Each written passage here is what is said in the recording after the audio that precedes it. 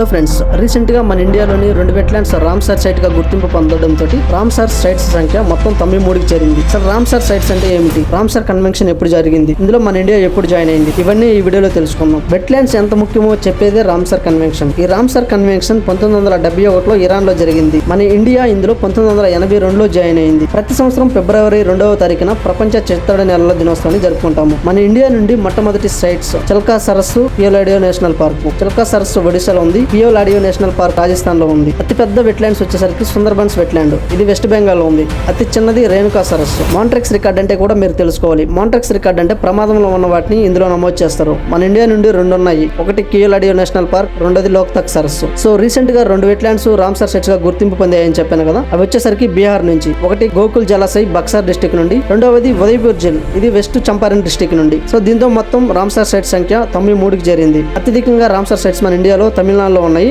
20. ఇటువంటి మరిన్ని వీడియోస్ కోసం ఛానల్ ఇప్పుడే సబ్స్క్రైబ్ చేసి వీడియోని లైక్ చేయండి.